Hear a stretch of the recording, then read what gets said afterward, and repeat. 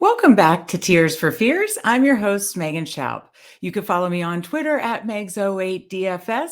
And of course, we're talking week 4 Tears contest on DraftKings. But before we get started, just a couple quick reminders. First, of course, like this episode and share with a friend if you play Tears contests. And please subscribe to the Fanspeak Network. We're just getting going. We're going to be having more and adding more and more daily fantasy and sports betting content each week. Also, check out our sponsors at Run the Sims. Run the Sims helps us make our tiers decisions, and they're a great daily fantasy tool site, and they can help you make your tiers or daily fantasy decisions as well. Also, keep in mind to check out fanspeak.com for my tiers articles where all these core plays are written down, and I break it down into core plays and fades and my favorite plays. And then, of course, I plug in my core plays into the tiers simulator on fanspeak.com. So check that out as well. It can just help you give yourself some lineup suggestions. You can always make tweaks from there. So again, like this episode, subscribe to the Fanspeak Network, check out Run the Sims, check out fanspeak.com for the core plays and the tiers simulator. And one last reminder, as I get into this, I'm going to be talking about obviously the Baltimore Buffalo game and the Philly Jacksonville game.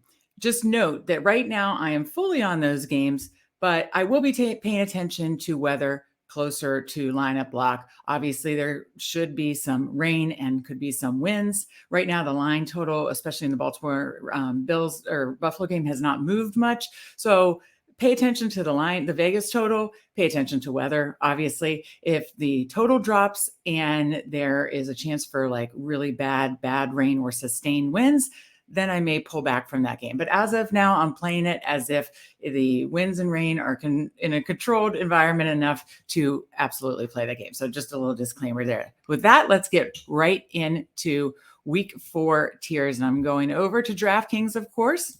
And we're going to look at tier 1 first. And of course, we got the quarterbacks with Lamar Jackson, Josh Allen, Jalen Hurts, and Kyler Murray. This one's super easy for me. I'm on the highest total game, and my core plays are Lamar Jackson, Josh Allen. They are also, the two, and I know Jalen Hurts is right behind him fantasy-wise, but these guys are the two fantasy studs for quarterbacks, and I don't see it slowing down here. Both have some weaknesses on defense in both secondaries. So I like both Jackson and Allen a ton. I will sprinkle in some Jalen Hurts in that game against Jacksonville. I do think that total has come down. I don't know if that's due more to weather or people realizing that both defenses are actually pretty darn good in that game. So that's something to consider. And I'm fading Kyler Murray. I just have much more interest in the other quarterbacks here. So again, I'm going to play some Hurts and a lot of Allen Jackson, and I just have to give the edge to Josh Allen. Again, it's very close, and it's a very slight edge win rate for Josh Allen, but Josh Allen is my tier 1 play. So we go over to tier 2, and we have Stephon Diggs, Saquon Barkley, Christian McCaffrey, Jonathan Taylor, and Derrick Henry. Now, usually this is mixed with running backs and receivers, but this time it's just one stud receiver and all the stud running backs. We got McCaffrey with an injury designation. I believe he was at practice Friday, but really pay attention to that.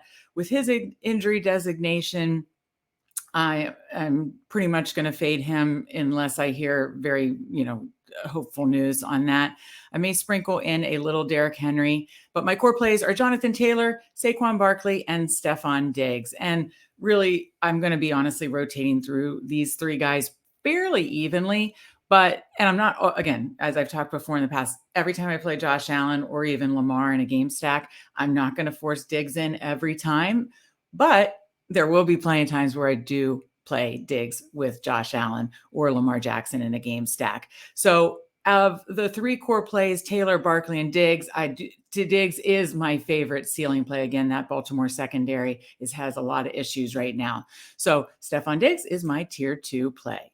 All right, let's go over to tier 3, and we have Nick Chubb, Michael Pittman Jr., A.J. Brown, Devontae Adams, and Austin Eckler.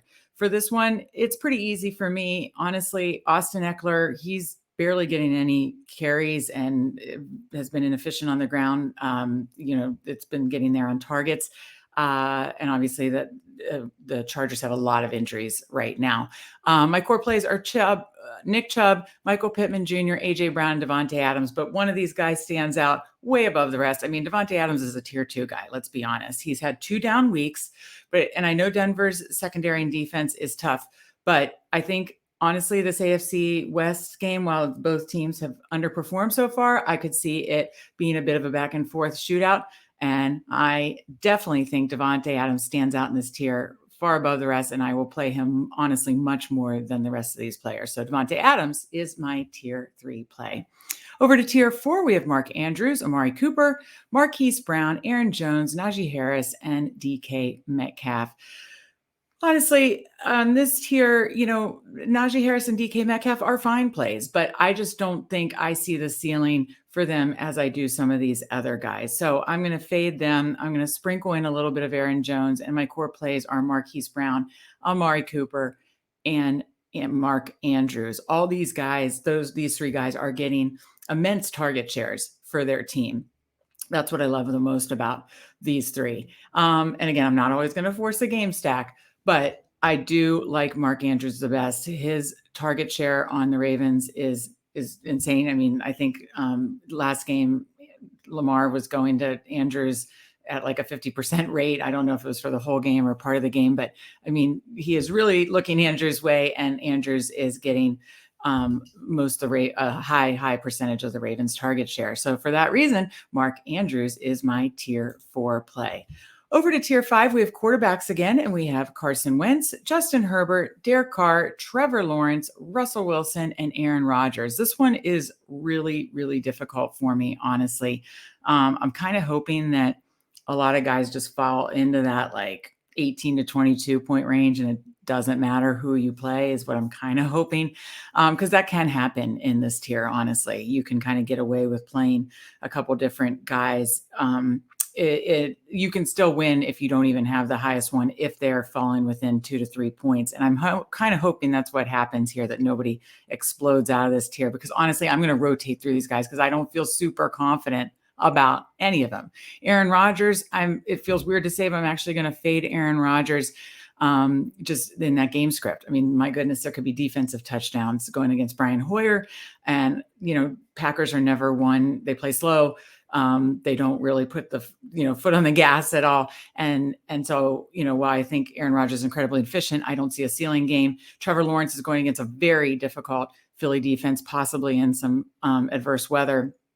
So that takes me off that a little bit. So my core plays are actually Russell Wilson, Derek Carr, Justin Herbert, and Carson Wentz. Dallas defense is insane too. I just watched them on Monday night, and I, as a Washington fan, am frightened for Carson Wentz. However, I do think they could be in catch-up mode. Carson Wentz can be a garbage time hero. He can, really, I think, still find a way to put fantasy points on the board, even if it's more in the second half. So those are my 4 core plays. For ownership leverage, I like Herbert and Wilson the best. I think they're going to come in the lowest owned in this tier. Honestly, I'm going to play these 4 almost evenly, because I don't, and that's why I'm just going to hope that nobody has a true ceiling game that you have to have them in this tier. So I'm going to play these 4 pretty evenly. I'm going to put Justin Herbert in as my favorite play, because I think with his injury, he is kind of still questionable, but he was at practice Thursday. I don't think he practiced Friday, but I think they're managing that injury. As long as he's a good to go, I am going to play him. He is my favorite play for ownership leverage here. But again, I'm going to be playing those other 3 quarterbacks I mentioned a lot and rotating through in tier 5. Over to tier 6, we have Christian Kirk, Cordell Patterson, CeeDee Lamb, Mike Williams, Javonte Williams, and Gabe Davis. Now in this tier, again, this is similar to Javonte in tier 3. There's one guy that stands well above the rest. For me, Javonte Williams in a split backfield and Cordell Patterson not really getting as much pass usage. He also has a Q tag. I'm going to fade. My core plays, I'm probably just going to sprinkle in a little Mike Williams, and probably will play him some when I play Herbert. But my core plays are really going to be Gabe Davis, a little Mike Williams, a lot of CeeDee Lamb, and Christian Kirk. And I say a lot of CeeDee Lamb is he is set up for a monster game here. He obviously dropped that touchdown pass on Monday night, could have had a 2-touchdown major ceiling performance. And I see the potential for that here. Washington has just obviously been gashed by receivers and receivers fantasy points against the Commanders. They're one of the tops in the league in giving up fantasy points to receivers. So, it's kind of simple for me. Lamb looks like the guy there for Cooper Rush. He's getting like a very high percentage of the target share from Rush. And Rush has been very competent quarterback. So, I think he can get Lamb the ball against this terrible Washington defense. And I honestly am not going to play him in every lineup because you never know. But I'm going to play him, to be quite honestly, just like Devontae, in a very high percentage of my lineups for tier 6. So he is definitely my favorite play. Over to tier 7, we have James Robinson, Cortland Sutton, Drake London, Khalil Herbert, Devonta Smith, Jamal Williams, Terry McLaurin, and Dameon Pierce. This one's tough. There's a lot of guys here you can make a case for. I don't really have strong fades here. I do think, Khalil Herbert, David Montgomery is out. We just got word on that. So, but I don't, again, these are two bad teams going up against each other. So I don't know that I have a ton of interest there. And, Drake London, he's in a decent spot. That actually, the game has a high total, so I'm going to have a little interest there. James Robinson, that Philly defense is good, so I don't have much interest there. My core plays are Dameon Pierce, Terry McLaurin, Devonta Smith, Cortland Sutton, and so Sutton, Devonta Smith, McLaurin, and Pierce. But honestly, one of these guys stands out way. Oh, sorry, and Jamal Williams. I knew I was forgetting one. Jamal Williams is obviously filling in for DeAndre Swift. And I am a little nervous about Amon-Ra St. Brown. Has been, it definitely, we found out today that Amon-Ra St. Brown is out. So, I don't see that Detroit offense being as, powerful without St. Brown. So that makes me a little nervous, but I still like Jamal Williams. When he steps into the number one running back role, he performs. So again, Pierce, McLaurin, Williams, Smith, and Sutton are my favorite plays. But again, I have a play here that stands out above the rest for me. And while I do like Jamal Williams and kind of that floor, and he has a floor ceiling combo too, I love the floor ceiling combo for Sutton. He has been Russell Wilson's guy. Yes, Denver has struggled, but let's pull up Sutton's stats, actually, even with their struggles, he had 7 for 72, 11 for 122, 10 for 97. He had a touchdown called back in week 2. If he gets a touchdown and gets the 100-yard bonus, I think he easily could be the highest scoring player in this tier. So, and especially in when I do Wilson or Carr in tier 5, I love playing Sutton over here in tier 7. Again, don't always force it, but I do like that because I think if Russ Wilson has a good game, Sutton's going to have a good game, or if Sutton has a good game, it could help Wilson have a good game. So Sutton is definitely my tier 7 play. Over to tier 8, finally, we have Curtis Samuel, Garrett Wilson, Tyler Lockett, Rashad Bateman, Deontay Johnson, Devin Singletary, Romeo Doubs, and James Conner. Honestly, I like a lot of the receivers here. It's weird to say in the highest total game, I don't like Bateman as much because his fantasy points have been so predicated on big plays. He's not, running as many routes as starting receivers or getting target share as much as starting receivers.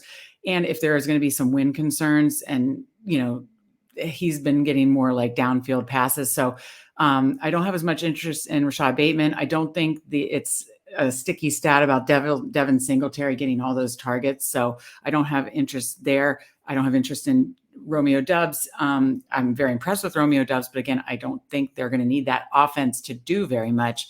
And I don't think they're going to foot on the gas. And James Conner, that offense and running game hasn't been very efficient lately. So that leaves me with a lot of the other receivers that I really like. And that's Curtis Samuel, Garrett Wilson, Tyler Lockett, and Deontay Johnson. And yet again, I have one receiver that stands out way above the rest. And that's Deontay Johnson. Yet again, kind of like Cortland Sutton, if we go over to the stats, 12 for 55, 10 for 57, 11 for 84. He's getting 10 to 14 targets a game, and very catchable targets, obviously. But I think if he can get that, 10 for, 110 and get a touchdown, he could easily be the highest scoring player in this tier. And I don't know if as many people are going to be as interested in him, just because people, sometimes get negative about a certain team and don't want to play Jets or Steelers. So, that's why I have a lot of interest in Deontay Johnson. And I do see a ceiling performance for him against the Jets this week. So as you can see, I do have a little game stack here.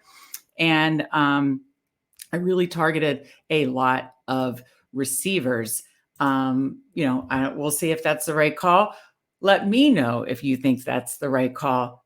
Leave a comment in the comment section. Let me know how I did, what you would do if you kind of like that lineup construction here for week 4 tiers. And also let me know if you have a sleeper in, the later tiers. That's kind of where you can find some of those low-owned gems. So thank you guys so much for joining us. Again, check out fanspeak.com for the article with these core plays and the tiers simulator. So with that, thank you so much for joining us. And now let's go make some money.